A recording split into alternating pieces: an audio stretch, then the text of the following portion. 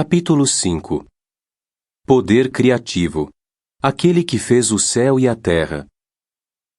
Parágrafos 1 e 2. Pergunta: de que modo o Sol demonstra o poder criativo de Jeová? Já ficou alguma vez perto do fogo numa noite fria? Talvez tenha mantido as mãos na distância certa das chamas para sentir seu calor agradável. Se você momentaneamente chegou perto demais, o calor ficou insuportável. E, caso tenha se afastado demais, o ar gelado da noite o fez sentir frio. Existe um fogo que esquenta o nosso corpo durante o dia. Está a uma distância de uns 150 milhões de quilômetros. A nota diz: para ter uma ideia da enormidade desse número, imagine: cobrir essa distância de carro a 160 km por hora, 24 horas por dia, levaria mais de 100 anos. Fim da nota. Para que sintamos o calor do Sol de uma distância tão grande, que tremenda energia ele precisa ter. Mas a Terra orbita essa assombrosa fornalha termonuclear na distância exata. Perto demais, as águas da Terra evaporariam. Longe demais, congelariam. Ambos os extremos eliminariam a vida no nosso planeta. Essencial para a vida na Terra, a luz solar é também limpa e eficiente, além de agradável. Parágrafo 3. Pergunta: o Sol confirma que verdade importante? No entanto, a maioria das pessoas encara o Sol como algo corriqueiro, embora dependam dele para viver. Com isso, deixam de aprender uma lição importante. A Bíblia diz a respeito de Jeová: preparaste o luzeiro, o sol. Salmo 74:16. Sim, o sol honra a Jeová, aquele que fez o céu e a terra. Salmo 146:6. Ele é apenas um dos incontáveis corpos celestes que nos conscientizam do tremendo poder criativo de Jeová. Vamos examinar alguns desses e depois voltaremos nossa atenção para a Terra e sua grande variedade de vida. Levantai ao alto os vossos olhos e vede. Parágrafos 4 e 5. Pergunta: qual é a capacidade e o tamanho do Sol, mas como se compara isso com outras estrelas? Como sem dúvida sabe, o Sol é uma estrela. Ele parece ser maior do que as estrelas noturnas, pois está bem mais perto de nós. Qual é a sua capacidade? No núcleo, sua temperatura é de uns 15 milhões de graus Celsius. Se você pudesse apanhar do núcleo do Sol um pedacinho do tamanho de uma cabeça de alfinete e trazê-lo aqui para a Terra, ninguém estaria seguro a menos de 140 quilômetros distante dessa minúscula fonte de calor. A cada segundo, o Sol emite energia equivalente à explosão de muitas centenas de milhões de bombas nucleares. O Sol é tão grande que, dentro dele, caberiam mais de 1.300.000 terras. Mas será que ele é uma estrela excepcionalmente grande? Não, os astrônomos chamam-na de anã amarela. O apóstolo Paulo escreveu que estrela difere de estrela em glória. 1 Coríntios 15:41. Ele nem tinha noção de como essas palavras inspiradas eram verdadeiras. Existe uma estrela tão grande que, se fosse colocada no lugar do Sol, a Terra ficaria dentro dela. Se fosse feita a mesma coisa com outra estrela gigante, essa ocuparia todo o espaço até Saturno, embora esse planeta esteja tão distante da Terra que uma espaçonave, viajando 40 vezes mais rápido do que uma bala de fuzil, levou 4 anos para chegar lá. Parágrafo 6. Pergunta: como a Bíblia mostra que o número de estrelas é vasto do ponto de vista humano? Ainda mais assombroso do que o tamanho das estrelas é a sua quantidade. De fato, a Bíblia sugere que as estrelas são praticamente inumeráveis, tão difíceis de contar como a areia do mar. Jeremias 33:22. Isso subentende que há muito mais estrelas do que se pode ver a olho nu. Afinal, se um escritor bíblico, como Jeremias, erguesse os olhos e tentasse contar as estrelas à noite, teria contado apenas umas 3.000, o total que se pode detectar a olho nu numa noite estrelada. Isso é comparável ao número de grãos num mero punhado de areia. Na realidade, porém, o número de estrelas é inimaginável, como o de grãos de areia do mar. Quem seria capaz de contá-lo? A nota diz: Alguns acham que os antigos, nos tempos bíblicos, devem ter usado algum tipo de telescópio primitivo.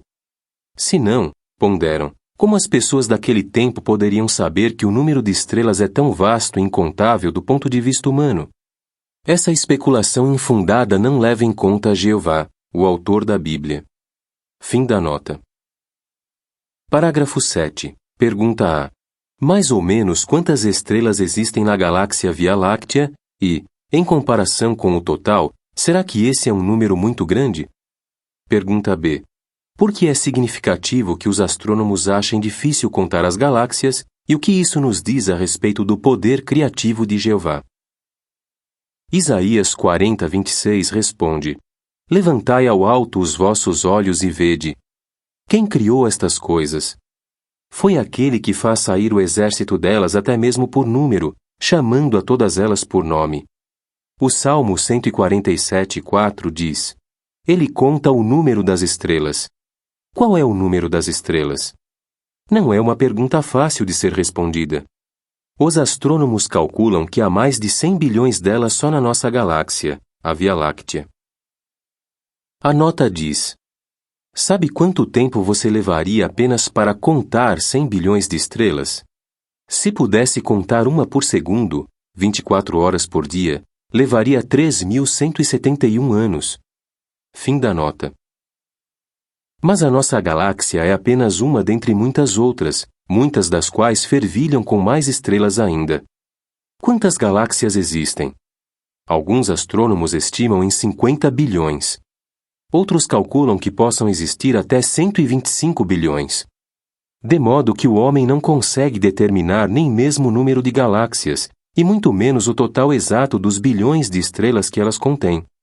Mas Jeová sabe quantas são.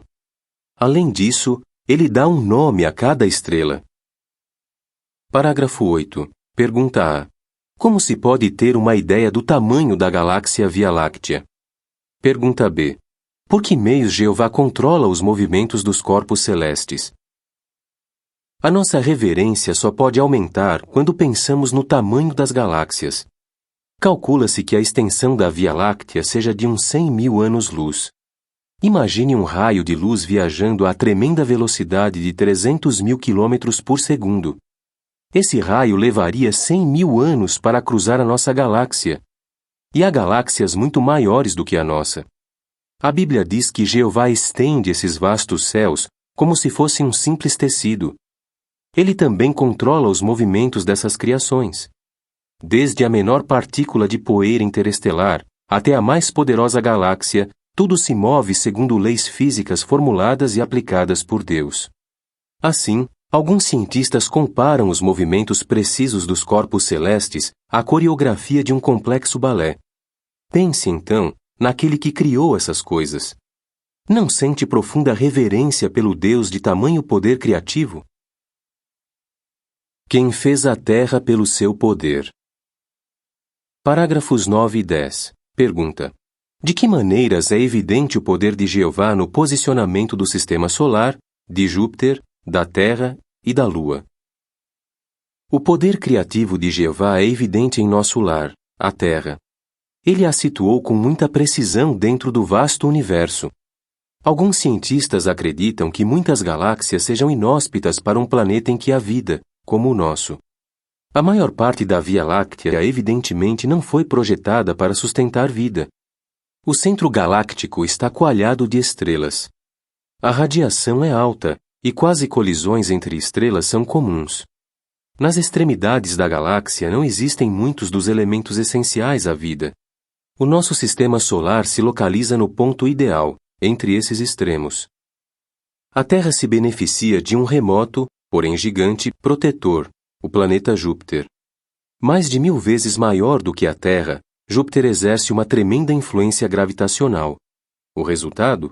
Ele absorve ou desvia objetos que cruzam o espaço.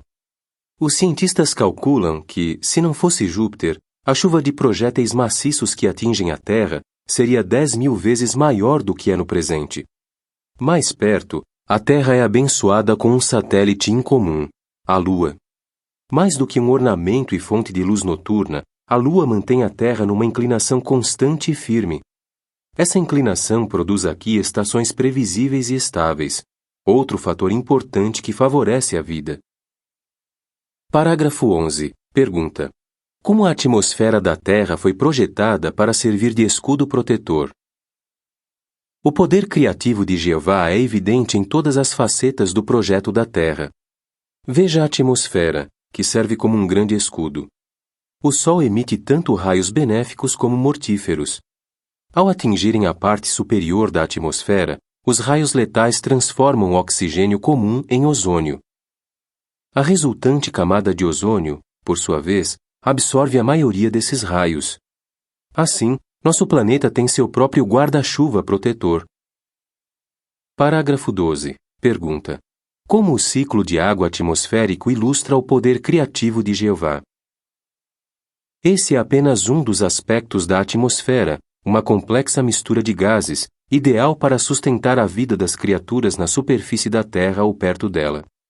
Outra maravilha da atmosfera é o ciclo da água. Todo ano, o Sol faz mais de 400 mil quilômetros cúbicos de água evaporar dos oceanos e mares da Terra. Essas águas formam nuvens, que os ventos atmosféricos espalham por toda a parte. Depois, filtradas e purificadas, elas caem como chuva, neve ou gelo, reabastecendo os suprimentos de água. É exatamente como diz Eclesiastes 1:7. Todas as torrentes hibernais correm para o mar, contudo, o próprio mar não está cheio. Ao lugar de onde correm as torrentes hibernais, para lá elas voltam a fim de sair correndo. Somente Jeová poderia ter acionado tal ciclo. Parágrafo 13. Pergunta: que evidências do poder do Criador vemos na vegetação e no solo da terra? Onde existe vida, há evidência do poder do Criador. Desde as majestosas sequoias sempre verdes, mais altas do que um prédio de 30 andares, até as plantas microscópicas que pululam nos oceanos e suprem grande parte do oxigênio que respiramos, o poder criativo de Jeová é evidente. O próprio solo fervilha de coisas vivas, minhocas, fungos e micróbios, todos interagindo de maneiras complexas que ajudam no crescimento das plantas. Apropriadamente, a Bíblia fala do solo como tendo poder. Parágrafo 14. Pergunta: que poder latente existe até mesmo no minúsculo átomo? Sem dúvida, é Jeová quem fez a terra pelo seu poder. Jeremias 10:12.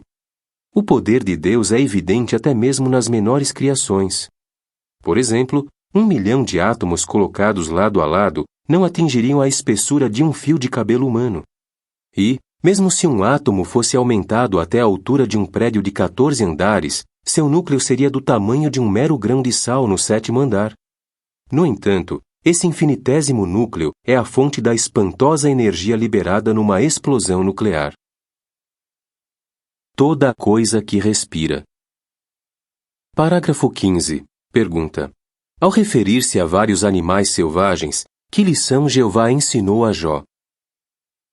Outra prova vívida do poder criativo de Jeová é a abundância de vida animal na terra. Entre as muitas coisas que louvam a Jeová, alistadas no Salmo 148, o versículo 10 inclui feras e todos os animais domésticos. Para mostrar por que o homem deve ter reverência pelo Criador, Jeová falou certa vez a Jó a respeito de animais como o leão, a zebra, o touro selvagem, o behemote, ou hipopótamo, e o leviatã, evidentemente o crocodilo. Qual era o ponto em questão? Se o homem se admira dessas criaturas fortes, temíveis e indomáveis, como deveria se sentir com relação ao Criador delas? Parágrafo 16. Pergunta: o que o impressiona a respeito de algumas aves criadas por Jeová? O Salmo 148:10 menciona também aves aladas. Pense na enorme variedade. Jeová falou a Jó da avestruz, que ri do cavalo e do seu cavaleiro. Jó 39, 13 e 18. De fato, essa ave de 2,5 metros de altura talvez não saiba voar, mas pode correr a 65 km por hora, com passadas de até uns 4 metros. O albatroz, por sua vez, é um planador nato que passa a maior parte da vida no ar, sobre os oceanos. Essa ave tem uns 3 metros de envergadura e pode planar por horas a fio sem bater as asas. Em contraste, o beija-flor abelha, de apenas uns 5 centímetros de comprimento, é a menor ave do mundo. Ele pode bater as asas 80 vezes por segundo. Beija-flores, reluzentes como pequeninas gemas aladas, podem pairar no ar como helicópteros e até voar de marcha ré. Parágrafo 17. Pergunta: qual é o tamanho da baleia azul? A que conclusão natural devemos chegar ao meditar nos animais que Jeová criou? O Salmo 148:7 diz que até mesmo os monstros marinhos louvam a Jeová. Considere o que em geral é considerado o maior animal que já viveu neste planeta, a baleia azul. Esse monstro marinho pode chegar a mais de 30 metros de comprimento. Pode igualar-se ao peso de uma manada de 30 elefantes adultos. Só a sua língua tem o peso de um elefante. O coração é do tamanho de um carro popular. Esse enorme órgão bate apenas 9 vezes por minuto, em contraste com o coração do beija-flor, que pode bater umas 1.200 vezes por minuto. Pelo menos um dos vasos sanguíneos da baleia azul é tão grande que uma criança poderia se arrastar por dentro dele. Com certeza, nosso coração nos induz a repetir a exortação final do livro dos Salmos. Toda a coisa que respira, louve ela já. Salmo 156. Aprendamos do poder criativo de Jeová.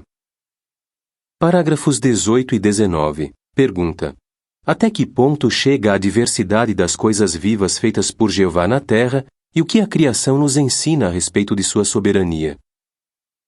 O que nos ensina o uso do poder criativo de Jeová? A diversidade da criação nos assombra. Certo salmista exclamou: quantos são os teus trabalhos, ó Jeová! A terra está cheia das tuas produções. Salmo 104:24.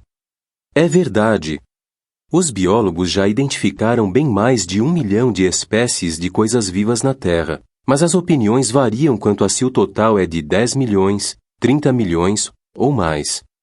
Um artista humano pode achar que às vezes esgota a sua criatividade. Em contraste, a criatividade de Jeová, seu poder de inventar e criar coisas diversificadas, é obviamente inesgotável. O uso que Jeová faz de seu poder criativo nos ensina algo a respeito de sua soberania. A própria palavra Criador distingue Jeová de qualquer outra coisa no universo, onde tudo o que existe é criação. Até mesmo o Filho unigênito de Jeová, que serviu como mestre de obras durante a criação, jamais é chamado de Criador ou de co-criador na Bíblia. Em vez disso, ele é o primogênito de toda a criação. Colossenses 1:15. A posição de Jeová como Criador dá a ele o direito inerente de exercer exclusivo poder soberano sobre todo o universo. Parágrafo 20. Pergunta: em que sentido Jeová repousou depois de terminar sua criação terrestre? Será que Jeová parou de usar seu poder criativo? Bem, a Bíblia diz que Jeová passou a repousar no 7º dia de toda a sua obra que fizera nos anteriores 6 dias criativos. Gênesis 2:2. O apóstolo Paulo indicou que a duração desse 7º dia é de milhares de anos, pois ainda estava em curso nos seus dias. Mas, será que repousar significa que Jeová parou totalmente de trabalhar? Não, Jeová nunca para de trabalhar. Portanto, seu repouso deve simplesmente significar que ele encerrou suas obras criativas materiais com relação à terra. As obras para cumprir os seus propósitos, porém, têm continuado sem interrupção. Essas obras incluem a inspiração das Escrituras Sagradas e até mesmo uma nova criação, assunto que será abordado no capítulo 19. 2 Coríntios 5:17. Parágrafo 21. Pergunta: como o poder criativo de Jeová afetará os humanos fiéis por toda a eternidade? Quando o dia de repouso de Jeová chegar ao fim, ele poderá classificar de muito bom tudo o que fez com relação à terra, assim como fez no fim de cada um dos 6 dias criativos. Como ele vai decidir usar o seu ilimitado poder criativo depois disso, resta ver. Seja como for, podemos ter certeza de que o uso do poder criativo de Deus continuará a nos fascinar. Por toda a eternidade, aprenderemos mais coisas a respeito de Jeová por meio de suas criações. Quanto mais aprendermos sobre ele, mais profunda será a nossa reverência, e mais nos achegaremos ao nosso grandioso Criador. Perguntas para a meditação. Salmo 8, 3-9. Como as criações de Jeová podem ensinar-nos a ser humildes? Salmo 19, 1-6. O que o poder criativo de Jeová pode incitar-nos a fazer? Por quê? Mateus 6, 25-34. Como meditar no poder criativo de Jeová pode ajudar-nos a combater a ansiedade e a estabelecer prioridades corretas na vida? Atos 17, 22-31.